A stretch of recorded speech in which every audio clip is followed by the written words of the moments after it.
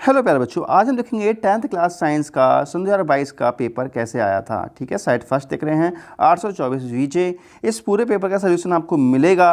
पहले थोड़े से ये पॉइंट देख लेते हैं कि पेपर में क्या क्या चीज़ें दी हुई होती हैं, ये भी देखना जरूरी है। ठीक है, फिर हम देखते हैं पूरे पेपर का सॉल्यूशन, नोट्स भी पूरा मिलेगा इसमें। ठीक है, तो प्रारंभ के जो 15 मिनट होते हैं बेटा वो पढ़ने के लिए निर्धारित किए गए हैं। पेपर को पढ़ लिया करो 15 मिनट में।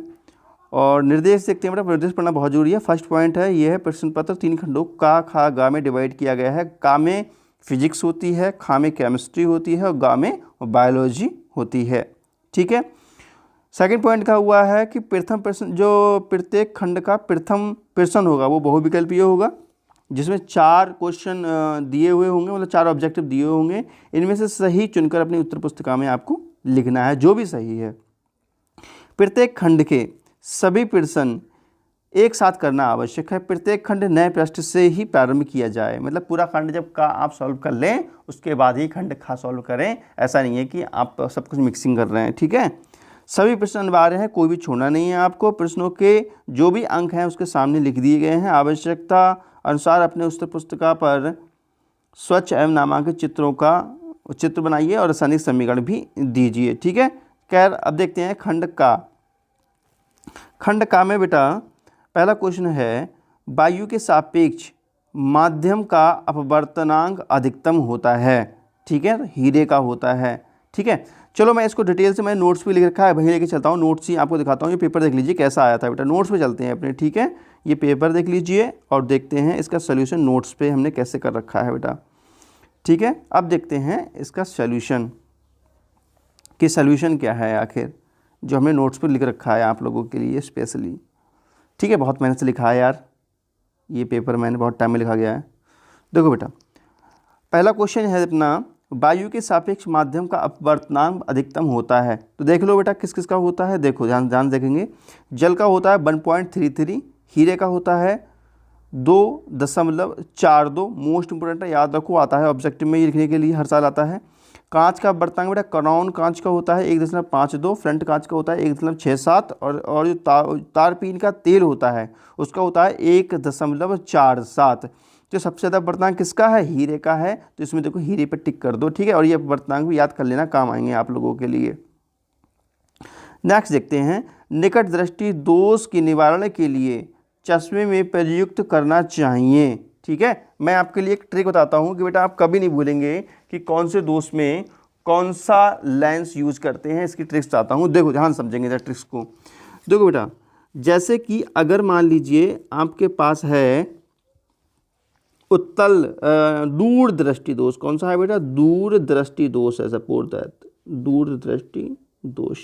ठीक है, तो बड़े ऊ की मात्रा आ रही है ऊ, तो ऊ फॉर उत्तल, तो इसमें उत्तल लेंस का यूज करेंगे निवारण के लिए। ठीक है, और निकट दृष्टि दोष में इसका उल्टा हो जाएगा। निकट में क्या हो जाएगा बेटा, अवतल लेंस का यूज करते हैं। किसका, अवतल लेंस का यूज करते हैं। ठीक है, गलत लिख गया है, अवतल, समझ जाओ यार, भावना मुझे बताना चाह रहा हूँ, अवतल लेंस का यूज करते हैं। ठीक है, तो देखो इसमें ऑब्जेक्टिव देख लेते हैं बेटा। तो निकट दृष्टि दोष के निवारण के लिए कौन सा लेंस यूज करेंगे हम लोग, अवतल लेंस का यूज करेंगे, तो अवतल लेंस ठीक हो जाएगा। गा देख लेते हैं, चुंबकीय बल रेखाएं। चुंबकीय बल रेखाएं कैसे होती हैं, सदैव समांतर होती हैं, एक बिंदु पर मिलती हैं, एक दूसरे को कभी नहीं काटती हैं, परस्पर काटती हैं। ठीक है, तो चुंबकीय बल रेखाओं के बारे में थोड़ा सा देख लीजिए आप कैसे होता है। देखो, जो चुंबकीय बल रेखाएं होती हैं ना, वो इस तरीके से होती हैं। जैसे कि मान लीजिए हमारा एक चुंबक है बेटा, ये एक चुंबक है, इसका एक ध्रुव N है और एक ध्रुव S है। ठीक है, ठीक है बेटा, ये N है जो मैंने लिख रखा है इस साइड में, थोड़ा गंदा हो गया है और थोड़ा चलो साफ़ कर देता हूँ, वरना आप कहोगे बहुत गंदा संदा लिखते हैं सर जी। ये N है और ये S है। तो इसमें जो चुंबकीय बल रेखाएं हैं, जो N है, N फॉर निकलेंगी, तो यहाँ से बल रेखाएं ऐसे निकलती हैं, यहाँ से निकलती हैं और S में समाती हैं। S फॉर समाएंगी, N फॉर निकलेंगी, ऐसे निकलेंगी, यहाँ से निकलेंगी बेटा और इधर समाएंगी। अब बताओ अगर ऐसा होगा तो ये काटेंगी कहाँ, कहीं नहीं काट रही हैं, एक दूसरे को काट ही नहीं रही है ना, समांतर है ना, काट रही हैं। एक साइड से निकल रही हैं, दूसरी साइड में जा रही हैं। अगर मान लीजिए ऐसे दिखाओगे आप, इधर से निकलेंगी तो इधर घुस जाएंगी, जा करके इधर निकलेंगी तो इधर चली जाएंगी। मतलब ये है बेटा, इधर से निकलती हैं, इधर समा जाती हैं, कहीं पर भी एक दूसरे को नहीं काटती हैं और ना ही समांतर होती हैं। ठीक है, तो एक दूसरे को नहीं काटती हैं। ये वाला ऑब्जेक्टिव आपका सही हो जाएगा। चाहो तो चित्र भी बना सकते हो बेटा समझने के लिए। समझ में आ रही है बात आप लोगों के लिए? तो ये वाला चित्र चाहो तो समझने के लिए बना सकते हो, मैंने बना रखा है आप लोगों के लिए, ठीक है। नेक्स्ट क्वेश्चन देखते हैं। लिखा है यदि फाई इक्वल टू चुंबकीय फ्लक्स है, फाई क्या है बेटा? चुंबकीय फ्लक्स है, ठीक है। बी क्या है? चुंबकीय क्षेत्र की तीव्रता है, तथा ए अनुप्रस्थ काट का अनुप्रस्थ परिच्छेद का क्षेत्रफल है, ठीक है। तो इनके बीच सही संबंध होगा। तो बेटा सूत्र होता है, मैं बताऊँ आपको, phi equal to V A cos theta, ठीक है। फाई इक्वल टू होता है B A cos theta. Phi क्या है? फाई है यहाँ पे फ्लक्स, और बी क्या है? चुंबकीय क्षेत्र, ए क्या है बेटा? एरिया है, कॉस थीटा क्या है? एंगल है। Phi equal to V A cos theta होता है। अगर थीटा इक्वल टू 0 लेते हैं तो फाई इक्वल टू हो जाता है V A, phi equal to V A. तो यहाँ से बी के वैल्यू निकालेंगे, फाई अपॉन ए आ जाएगा। तो ये आपका आंसर आ गया ये वाला, ठीक है। तो ये फॉर्मूला भी नोट कर लेना आप लोग, आपके लिए मैंने पूरा सोल्यूशन कर रखा है अच्छे से। तो इस क्वेश्चन के लिए तो खैर हम लोगों को स्पेशल समझाना पड़ेगा आपके लिए, ठीक है। तो देखते हैं कि स्पेशल कैसे समझेंगे इसको बेटा। अवतल दर्पण के मुख्य अक्ष पर, ठीक है, किसके बेटा? अवतल दर्पण के मुख्य अक्ष पर ध्रुव से 30 सेंटीमीटर दूरी पर स्थित वस्तु का प्रतिबिंब वस्तु पर ही बनता है। तो दर्पण की फोकस दूरी क्या होगी? यहाँ फोकस लिखा हुआ है, ठीक है। दर्पण की फोकस दूरी क्या होगी? थोड़ा समझेंगे बेटा, बस चित्र तो मैंने बना रखा है, लेकिन थोड़ा सा फिर भी समझ लीजिए, कुछ पैसा तो नहीं आ रहा समझने में यार, है ना। देखो ये है अपना अवतल दर्पण, ये है प्रिंसिपल एक्सिस, ठीक है। अवतल दर्पण के मुख्य अक्ष पर ध्रुव से 30 सेंटीमीटर की दूरी पर स्थित, ठीक है। अब बेटा ये ध्रुव है, ये पोल होता है, ये ध्रुव है। अब ध्रुव से 30 सेंटीमीटर दूरी पर, मान लीजिए यहाँ तक की दूरी कितनी है? ये 30 सेंटीमीटर की दूरी है। तो यहाँ पर 30 सेंटीमीटर दूरी पर स्थित वस्तु का प्रतिबिंब वस्तु का जो प्रतिबिंब होता है वस्तु पर ही बनता है। मान लीजिए वस्तु यहाँ पर है ये, तो इसका जो प्रतिबिंब है देखो यहाँ पे ऐसे जाएगी ये, और मान लीजिए फोकस है तो फोकस से होकर के इधर को लौट के आएगी, ठीक है। दूसरे प्रकार से किरण ये आती है पोल से, जिस एंगल से आई है बेटा, मान लीजिए थीटा एंगल से आई है तो थीटा एंगल से ये वापस होगी इस तरीके से, तो ये यहाँ पर ही मिलती है, ठीक है। ऐसा कहा गया है। देखो वस्तु पर प्रतिबिंब ही बनता है, ठीक है। दर्पण की फोकस दूरी क्या होगी? तो मैं आपको बता दूं बेटा कि ऐसा तभी पॉसिबल है जब ये वक्रता त्रिज्या हो। ये क्या हो बेटा? मतलब ये वक्रता केंद्र पर रखी हुई हो वस्तु, तभी ये पॉसिबल है। तो यहाँ से यहाँ तक की दूरी कहलाती है आर। क्या कहलाती है? आर। तो हमारे लिए आर दिया गया है, आर इक्वल टू दिया गया है 30 सेंटीमीटर दिया गया है। फोकस पूछा गया है हमसे, फोकस क्या होगा? तो एफ इक्वल टू क्या होता है? एफ इक्वल टू होता है r/2। तो बेटा 30 को 2 से भाग कर दो, 15 आंसर आ जाएगा। समझ में आया? तो ये चित्र भी बना लेना, ठीक है, समझने के लिए जो मैं आपको समझा रहा हूँ, चीज़ों को समझो, ठीक है। देखो ये है, ये मैंने सॉल्यूशन कर रखा है, ये देखो चित्र बना रखा है बेटा, ठीक है। और सी से पी तक की डिस्टेंस जो होती है वो क्या कहलाती है? आर कहलाती है। चलिए आगे बढ़ते हैं अपने पेपर में कि पेपर में नेक्स्ट क्वेश्चन क्या है अपना, ठीक है बेटा। चलो नेक्स्ट क्वेश्चन की तरफ ध्यान देते हैं। तो नेक्स्ट क्वेश्चन देखेंगे। नेक्स्ट क्वेश्चन में कहा गया है 40 सेंटीमीटर फोकस दूरी वाले अवतल दर्पण की वक्रता त्रिज्या ज्ञात कीजिए, ठीक है बेटा। 2 अंक का क्वेश्चन है ये, अभी ये करा था, ये भी 2 अंक का ही था, ये भी 2 अंक का था, ये भी 2 अंक का क्वेश्चन है, दूसरे का स्टार्ट हो गया ना। तो एफ इक्वल टू 40 सेंटीमीटर दे रखा है, हमसे आर इक्वल टू पूछ रहा है बेटा, आर इक्वल टू पूछा है, ठीक है। तो एफ इक्वल टू होता है r/2, 3 से मल्टीप्लाई कर दो तो आर इक्वल टू क्या हो जाएगा? 2f। तो ये हो जाएगा 2 से गुणा कर देंगे बेटा, तो ये हो जाएगा 80 सेंटीमीटर, इसका आंसर आ जाएगा। ये नोट कर लो। और ये क्वेश्चन बहुत इंपॉर्टेंट है, ये बहुत इंपॉर्टेंट है, हर साल क्वेश्चन आता है, याद कर लो, रट्टा मान लो इस चीज़ को यार, ठीक है। तो ये क्वेश्चन समझो, क्वेश्चन क्या कह रहा है हमसे, ठीक है। तो पहले तो इसको हम लॉक कर देते हैं। अब देखते हैं क्वेश्चन कह रहा है बेटा हमसे। क्वेश्चन कह रहा है वाहनों में उत्तल दर्पण का उपयोग किया जाता है, क्यों किया जाता है, ऐसा हमसे पूछ रहा है, ठीक है। ये ऐसे क्वेश्चन आ सकता है वाहनों में साइड मिरर के रूप में, मतलब जो साइड में मिरर लगता है ना, जैसे कि मान लीजिए हमारी ये मान लीजिए ये बाइक है बेटा, यार बाइक तो बनानी आ नहीं रही है मुझे कोई बात नहीं, बाइक नहीं बननी है तो बात को समझ जाओ यार। कोई भी मान लीजिए ये गाड़ी है मान लीजिए, ठीक है। तो यहाँ पर ये साइड मिरर के रूप में बाहर साइड में ये लगता है मिरर, बाहर साइड में तुमने देखा है ये बाहर साइड में ये मिरर लगता है, ये ऐसा मिरर जो बाहर साइड में लगता है ये। तो ये बाहर साइड में मिरर लगता है, ये कौन सा होता है? उत्तल होता है, अवतल होता है, समतल होता है, और क्यों लगाया जाता है, अवतल उत्तल में से कौन सा लगाया जाता है और वो क्यों लगाया जाता है, ये क्वेश्चन ऐसे आता है। ठीक है, तो समझेंगे इस चीज़ को जरा। देखो तो देखो बेटा, अवतल भी हो सकता है, उत्तल भी हो सकता है, समतल भी हो सकता है, लेकिन लगा कौन सा होता है उस पर हम ध्यान देखेंगे। तो देखेंगे क्यों लगा होता है। तो बेटा लगा हुआ दरअसल होता है उत्तल दर्पण, साइड मिरर के रूप में।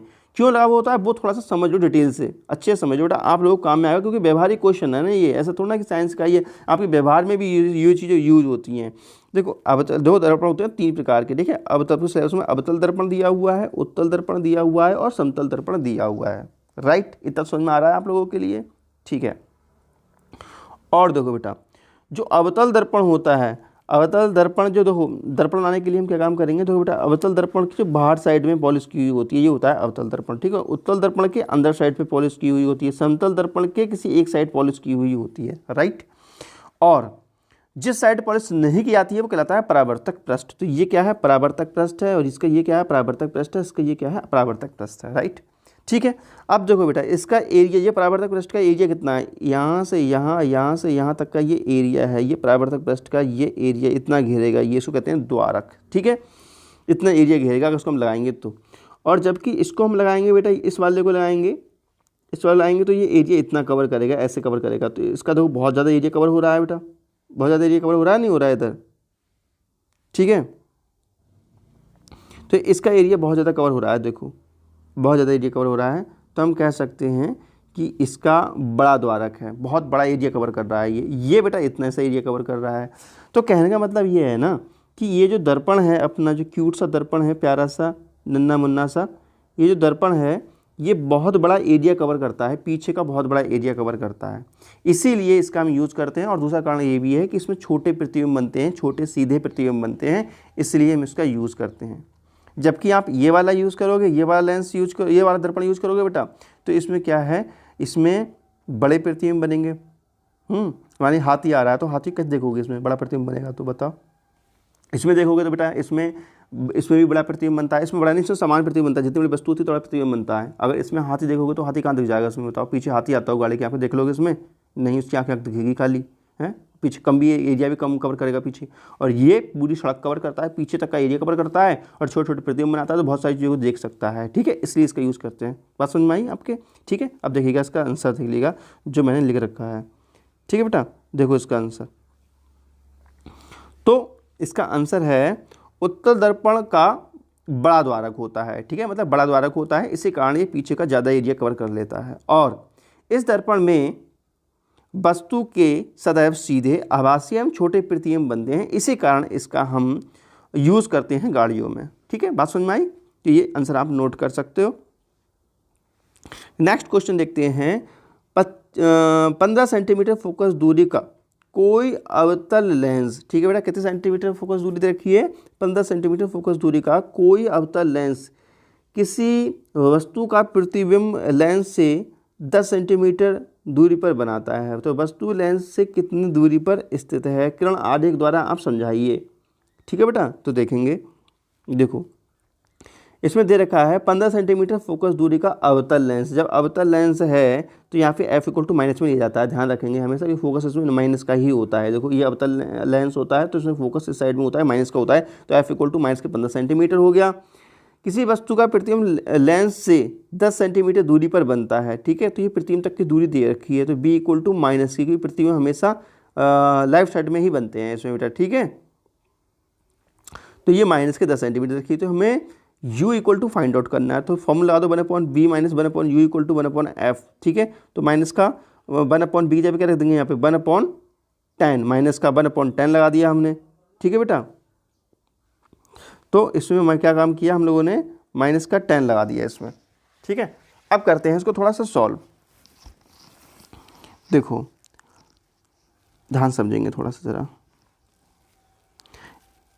U को ऐसे रहने दिया हमने। ठीक है, और यहाँ पे माइनस का 15 लगा दिया। ठीक है, तो ये चीज़ ऐसी रहने दो, इधर साइड में लेकर गए सॉल्व किया बेटा, तो कुल मिला के U = 30 सेंटीमीटर आ गया हमारा। ठीक है, अब इसके आधार पे हमें किरण आरेख भी बनाना है। क्वेश्चन में हमसे कहा गया था किरण आरेख भी बनाइए, तो किरण आरेख कैसे बनाना, ध्यान समझेंगे ज़रा। ठीक है, देखो बेटा, वैसे मैंने ये बना रखा है ये वाला, लेकिन आपको समझ में नहीं आता होगा, तो इसलिए मैं आपको थोड़ा सा समझा देता हूँ बना करके दोबारा से। देखो ये है अपना लेंस। कौन सा लेंस है बेटा ये? ठीक है, ये लेंस है अपना, और यहाँ पर इसे है प्रिंसिपल एक्सिस। तो F equal to 15 centimetre, V equal to minus के 10 सेंटीमीटर दे रखा है। ठीक है, तो हम क्या काम करेंगे, और हमारा जो प्रतिबिंब है, जो वस्तु है, वो 30 सेंटीमीटर की डिस्टेंस पे रखी हुई है। तो मान लीजिए जो वस्तु है हमारी, फोकस है 15। ठीक है, तो ये फोकस हो गया बेटा इतना, ये 15 सेंटीमीटर हो गया, ये 30 सेंटीमीटर यहाँ पे मान लीजिए ये वस्तु होगी 30 सेंटीमीटर की डिस्टेंस पर। यहाँ से यहाँ तक की दूरी कितनी है? 30 सेंटीमीटर है, यहाँ से यहाँ तक की डिस्टेंस। ठीक है, और यहाँ से यहाँ तक की जो है ये 15 है। ठीक है बेटा, ये 15 है। अब क्या काम करेंगे, देखो ध्यान समझेंगे ज़रा। यहाँ से ये प्रकाश से किरण ऐसे जाती है। ठीक है, ये प्रकाश से किरण जा रही है, और फिर क्या होता है, यहाँ से ये ऐसे निकलती है इधर को। ठीक है, लेकिन ऐसे अगले जाएगी तो इधर जाएगी तो प्रतिबिंब तो बनेगा नहीं, तो इसको क्या हमें बैक करना पड़ेगा। इसको हम बैक करते हैं, ये फोकस से होते गुजरती हुई प्रतीत होती है ऐसे करके बैक करने पर। और दूसरी प्रकाश की किरण है उसको हम गुजारते हैं यहाँ से, ऑप्टिकल सेंटर से ये गुजरती है इस टाइप से। तो ये दोनों किरणें कहाँ मिल रही हैं? यहाँ मिल रही हैं, यहाँ पर मिल रही हैं। ठीक है, तो ये बन गया इसका किरण आरेख। तो ये आप चित्र बना सकते हैं, वही मैंने इधर भी बनाकर दिखाया है। ये ए बी वस्तु है, तो ये क्या है? ए डैश बी डैश है। राइट, समझ में आया बेटा? ये चित्र बना सकते हो, आप लोग समझ गए होंगे मुझे उम्मीद है। बाकी मैंने चित्र ये इधर बना रखा था वैसे आपको। चलो देखते हैं, आगे बढ़ते हैं अगले क्वेश्चन की ओर बेटा। अगला क्वेश्चन है, ध्यान समझेंगे क्वेश्चन के लिए। एक मनुष्य चश्मा पहनकर 25 सेंटीमीटर की दूरी पर रखी वस्तु को देख सकता है। ठीक है, तो इसका मतलब ये है बेटा, वस्तु तक की दूरी जो है हमारी u इक्वल टू माइनस के 25 सेंटीमीटर दे रखी है, ये 25 सेंटीमीटर। ठीक है, क्यों माइनस में क्यों ली? क्योंकि यहाँ पर तार जो फिक्स कर रखा है 25 सेंटीमीटर दूरी तक देख सकता है, अर्थात इससे आगे नहीं देख सकता। और कहने का मतलब यह है 25 सेंटीमीटर, देखो 25 सेंटीमीटर दूरी तक मात्र देख सकता है, और इससे आगे का वो देख नहीं पा रहा है। ठीक है, चलो पूरा क्वेश्चन पढ़ते हैं, पसंद में आएगा। एक मनुष्य चश्मा पहनकर 25 सेंटीमीटर दूरी पर रखी वस्तु को स्पष्ट देख सकता है, स्पष्ट देख सकता है। चश्मे में प्रयुक्त लेंस की फोकस दूरी 50 सेंटीमीटर है, तो बिना चश्मे में मनुष्य किस दूरी पर रखी वस्तु को पढ़ सकता है? मतलब यार बात यह है, इसको पढ़ने में प्रॉब्लम आ रही है, पढ़ने में प्रॉब्लम आ रही थी, उसको साफ नहीं दिख रहा है, पास का साफ नहीं दिख रहा है, तो दूर का साफ दिखता होगा ना। तो जो चीज़ साफ दिखती है जहाँ की वही दोष होता है, तो दूर का साफ दिख रहा है ना इसको, तो दूर दृष्टि दोष है इसकी आंखों में। ठीक है, तो दूर दृष्टि दोष के निवारण के लिए हम उत्तल लेंस का यूज़ करते हैं, आपको पता है। तो उत्तल लेंस के लिए माइनस का यू लेंगे यहाँ पर।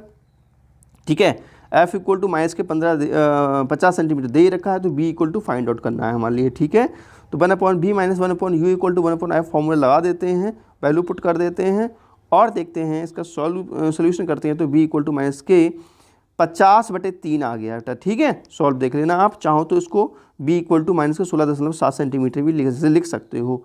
तो इसका ये सोल्यूशन रहा। इसलिए मनुष्य बिना चश्मे में पुस्तक को 16.7 सेंटीमीटर दूरी पर रखी वस्तु को आराम से देख सकता है। ये वाला क्वेश्चन थोड़ा अजीब करीब आ गया है, देख लो जरा।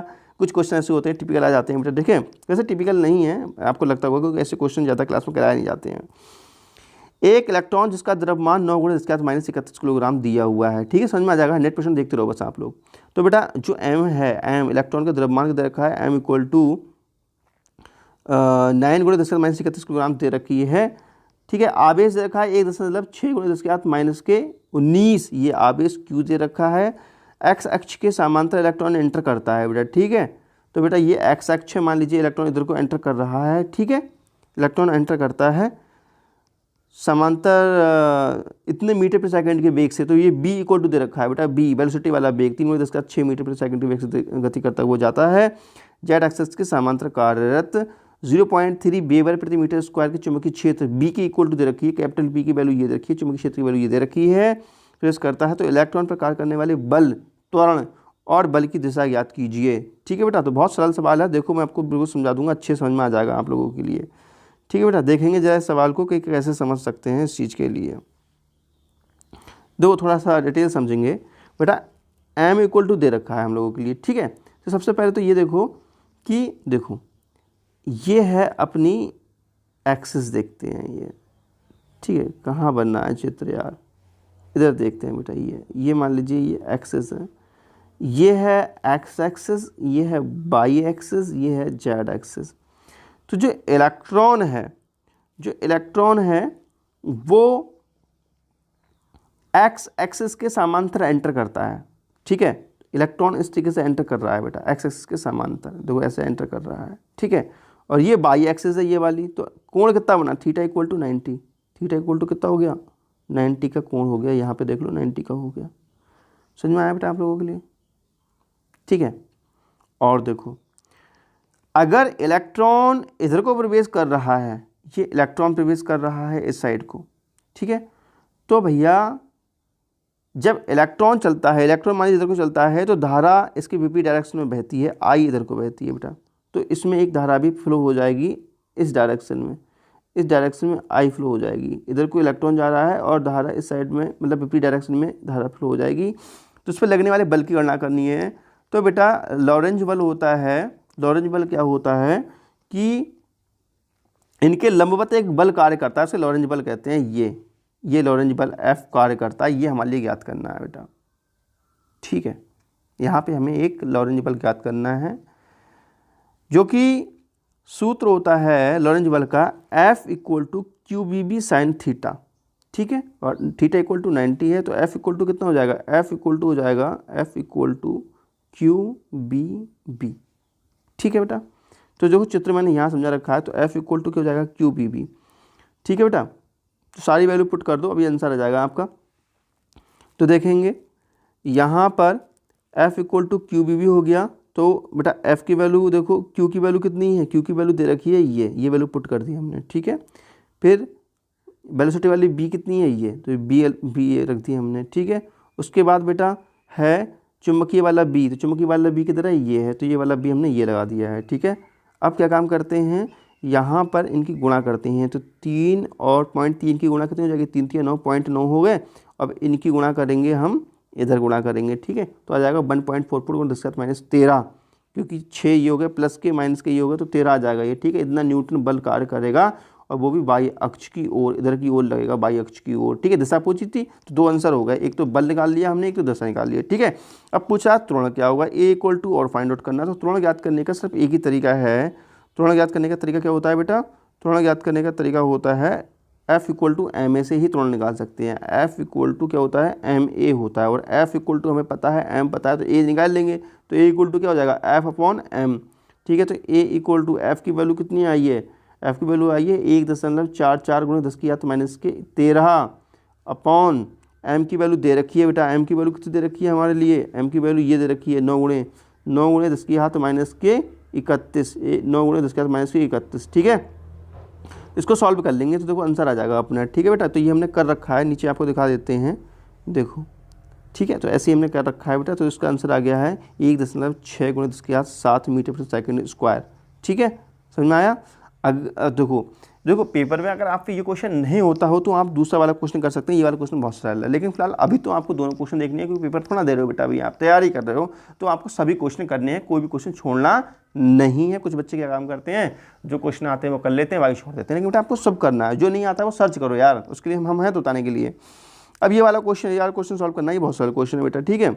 देखो ये क्लास में भी कराया गया ऐसे क्वेश्चन आपको।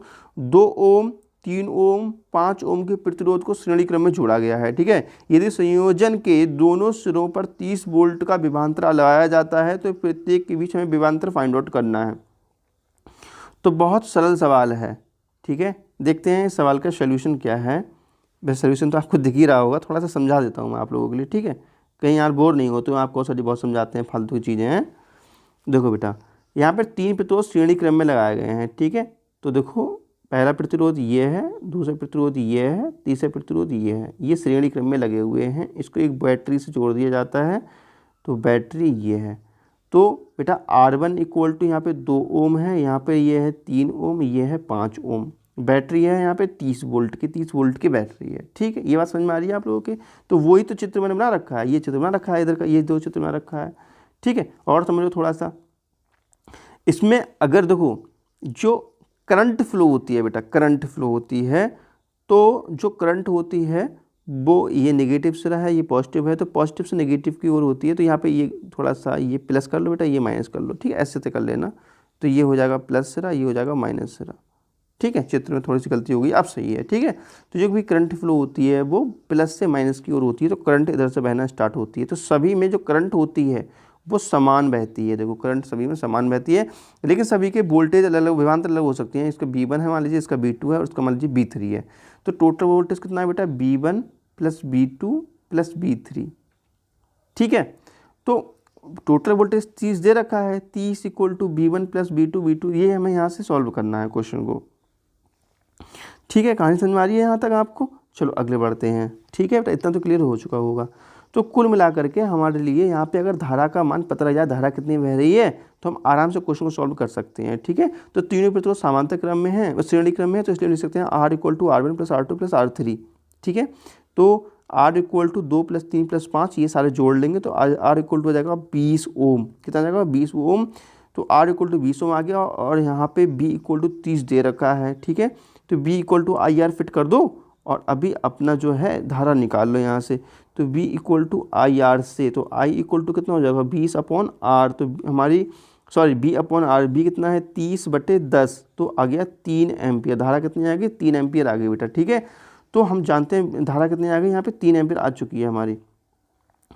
तो यहाँ पर क्या करें अब देखो हमें B1 ज्ञात करना है बेटा। B1 इक्वल टू होता है IR1, ठीक है। तो B1 इक्वल टू I कितनी है हमारी, अभी हम निकाले थे 3 एम्पियर, तो 3, और R1 कितना है 2 है, तो यहाँ 2 लगा दो तो आ जाएगा 6 वोल्ट, कितना जाएगा 6 वोल्ट का आंसर ये हो गया। B2 equal to IR2, I कितना है 3 और R2 कितना है 3, तो जाएगा 9 वोल्ट, कितना आ गया बेटा 9 वोल्ट आ गया, ठीक है। उसके बाद B3 इक्वल टू IR3, ठीक है। I कितनी है 3 और 5, तो ये हो जाएगा 15 वोल्ट, ठीक है। पूरा सोल्यूशन मैंने कर रखा है, प्लस आपको समझा रहा था थोड़ा सा आपको, ठीक है। ये देखो मैंने कर रखा है पूरा का पूरा, आप नोट कर सकते हो इस चीज़ को। चलो अगले बढ़ते हैं अपने क्वेश्चन में, ठीक है बेटा। तो पूरा क्वेश्चन का मैंने सोल्यूशन कर रखा है, देखो आप देख सकते हो। तो अगला जो क्वेश्चन है ना, वो बड़ा इंटरेस्टिंग क्वेश्चन है। ये वाला क्वेश्चन बड़ा इंटरेस्टिंग है, क्लास में कराया जाता है लेकिन बच्चे ध्यान नहीं देते हैं इस पर। ये क्वेश्चन कभी कभार आ जाते हैं ऐसे क्वेश्चन, थोड़ा इंटरेस्टिंग है, बड़ा अच्छे से समझाऊंगा, समझ में आने की गारंटी होगी, बस थोड़ा समझते रहो बेटा बात के लिए, ठीक है।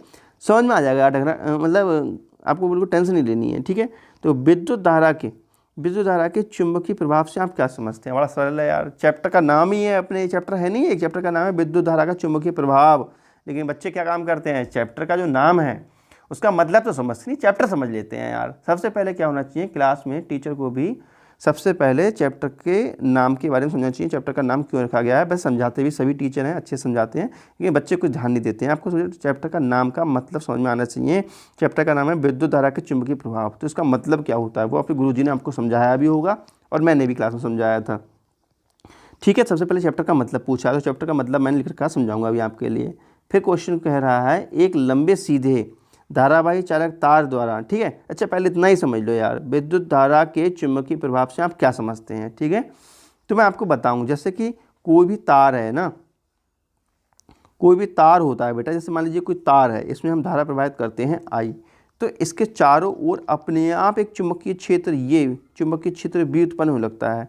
मतलब जैसे ही किसी तार में मान लीजिए कोई कॉइल है, ठीक है बेटा, कोई कॉइल, इसमें अगर हम धारा प्रवाहित करें तो इसके चारों ओर अपने आप एक चुंबकीय क्षेत्र उत्पन्न होने लगता है। इस परिघटना को हम क्या कहते हैं, इस परिघटना को बेटा हम कहते हैं विद्युत धारा का चुंबकीय प्रभाव।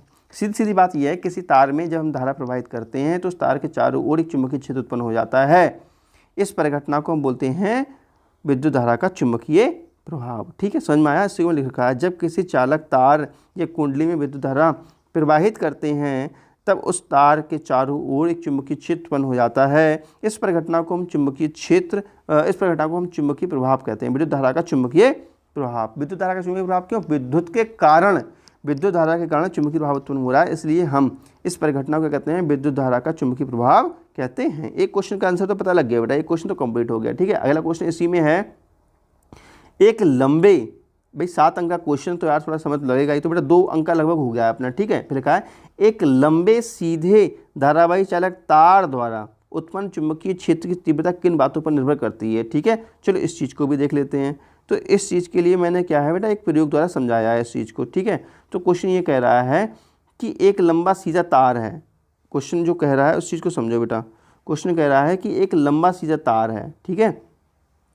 क्वेश्चन कह रहा है ये लंबा सीधा तार है, अगर इसमें धारा प्रवाहित करते हैं तो इसमें जो भी इसमें चुंबकीय क्षेत्र ये उत्पन्न होता है, ये चुंबकीय क्षेत्र जो भी इसमें उत्पन्न हो रहा है बी, इसकी तीव्रता किन चीज़ों पे प्रभावित होती है, किन चीज़ों पे निर्भर होती है, अर्थात इसकी तीव्रता, चुंबकीय क्षेत्र की तीव्रता घटती बढ़ती कैसे है, ये क्वेश्चन हमसे पूछ रहा है।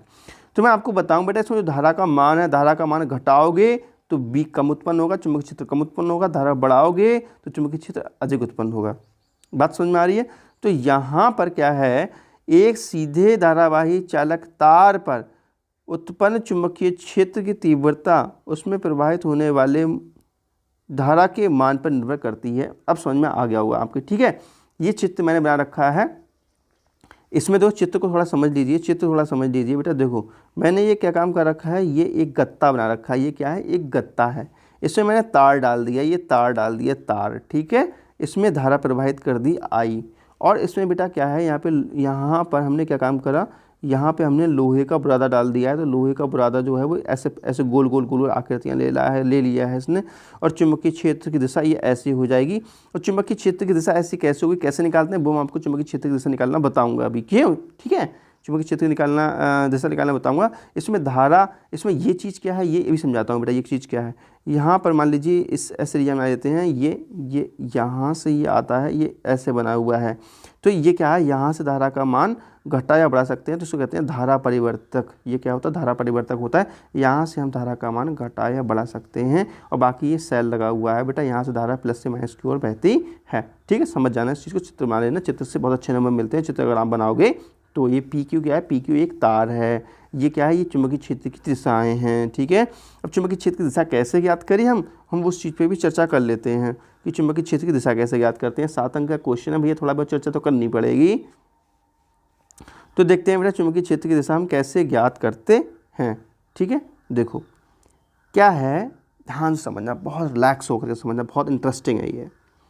हम क्या काम करते हैं, एक लेते हैं सीधा तार, ये हमने एक सीधा तार लिया, ठीक है।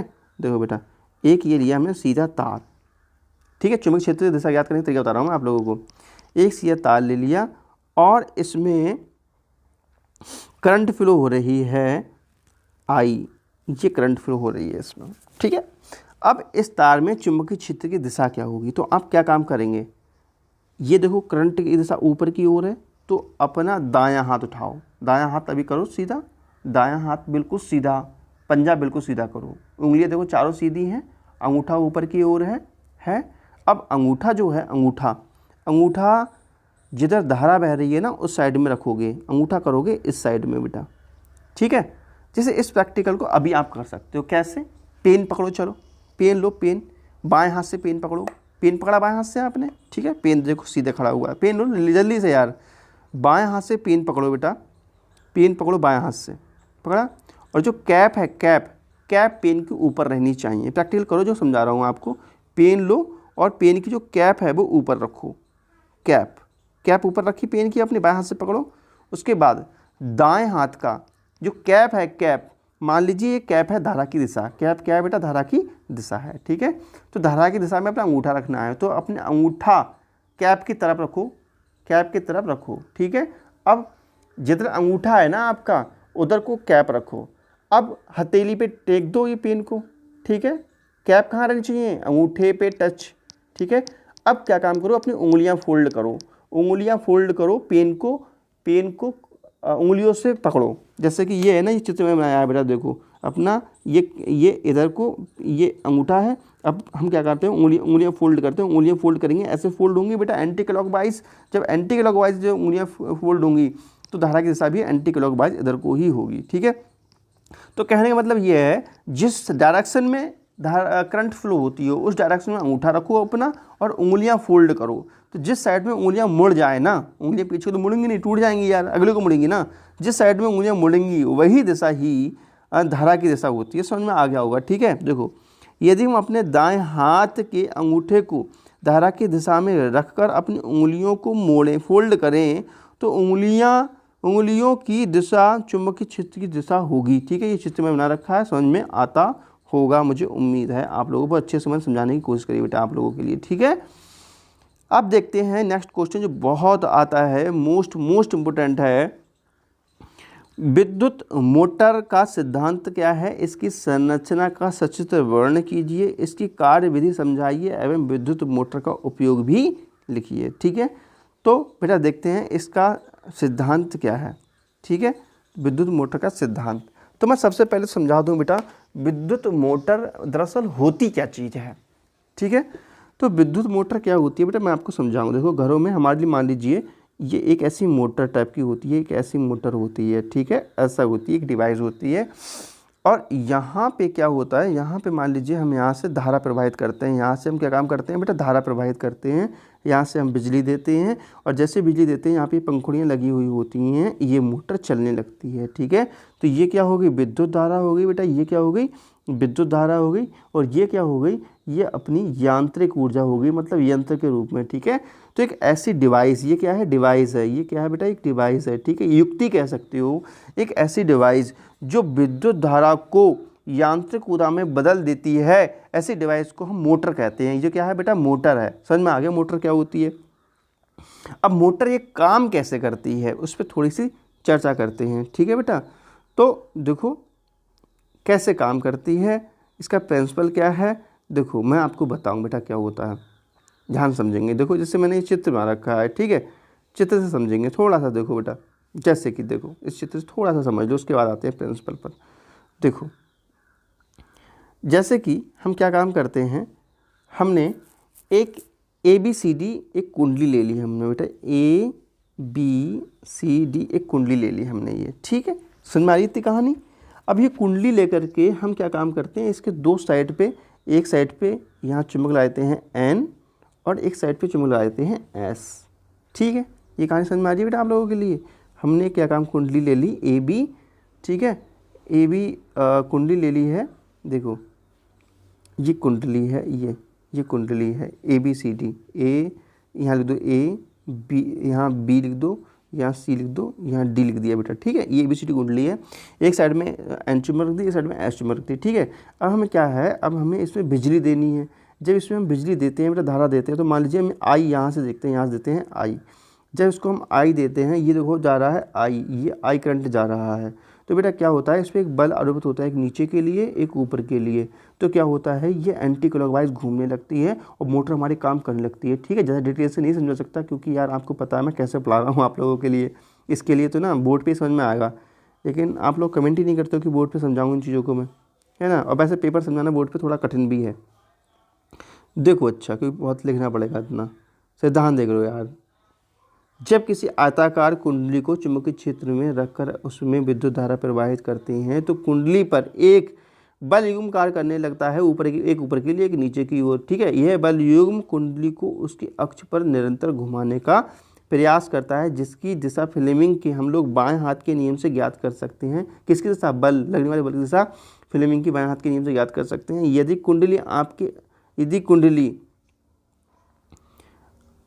कुंडली आपके अक्ष पर घुमाने के लिए स्वतंत्र हो तो वह घूमने लगेगी। ठीक है, ये गलत लिख गया है बेटा, यदि कुंडली, अपने लिखा होना चाहिए। ठीक है, गलत लिख गया है, अपने लिख लो, क्या होना चाहिए, अपने। ठीक है, यदि कुंडली अपने अक्ष पर घूमने के लिए स्वतंत्र हो तो वह घूमने लगेगी। ठीक है, रचना देखिए, रचना देखते हैं, रचना क्या है। इसके 4 भाग होते हैं मुख्य। कौन कौन से भाग होते हैं इस पर हम चर्चा करेंगे अभी। ठीक है, तो बेटा इसकी ये संरचना है, तुम चित्र बना सकते हो। इसकी ये संरचना है, चित्र बना लेना, मैं थोड़ा सा समझा देता हूँ, थोड़ा सा समझ लो बेटा। ठीक है, इसकी संरचना में देखो कौन कौन से पार्ट होते हैं। देखो जरा थोड़ा सा देखो, इसमें ये होता है ABCD, ये कहलाता है आर्मेचर। क्या कहलाता है बेटा, ये कहलाता है आर्मेचर। ठीक है, आर्मेचर, बेटा आर्मेचर, ये कहलाता है आर्मेचर, ये हो गया आर्मेचर। ठीक है, ये चुंबक होते हैं N और S। ठीक है, उसके बाद बेटा आर्मेचर देखो, ये यहाँ से तार आ रहे हैं इसके। अब फिर ये क्या होता है बेटा, ये स्प्लिट रिंग होते हैं। स्प्लिट रिंग का मतलब ये आधे रिंग होते हैं, इस तरीके से पूरा रिंग होता है, ये इस तरीके से पूरा। तो ये काट दो, इतना रह गया, देखो इसको काट दो, मान लीजिए इसको काट दें अगर हम, तो इतना काट दिया हमने, तो इतना पार्ट और इतना पार्ट, ऐसे ये कहलाता है स्प्लिट रिंग, कटा हुआ इतना पार्ट, ये ऐसा और ये। तो ये स्प्लिट रिंग है ये। इसको हमने PQ से प्रदर्शित किया है। और स्प्लिट रिंग पर ये बेटा ऐसे ब्रश टिके हुए होते हैं, कार्बन के ये ब्रश होते हैं टिके हुए, ठीक है। तो ये B1 B2 ब्रश हैं, समझ में आ रही कहानी। तो ये चीज़ें हैं, तो ये चीज़ें आप जो है चित्र में बना लीजिए। चलो अगले की ओर बढ़ते हैं, ठीक है। तो अगले को क्या है, देखो अब देखते हैं चुंबकीय क्षेत्र क्या होता है। चुंबकीय क्षेत्र क्या है, ये बहुत अधिक शक्तिशाली चुंबक होते हैं, N और S होते हैं। आर्मेचर या ठीक है, आर्मेचर कॉइल भी कहते हैं। एक तांबे की बनी हुई आयताकार ABCD कुंडली होती है जिसे हम आर्मेचर कहते हैं, ठीक है बेटा।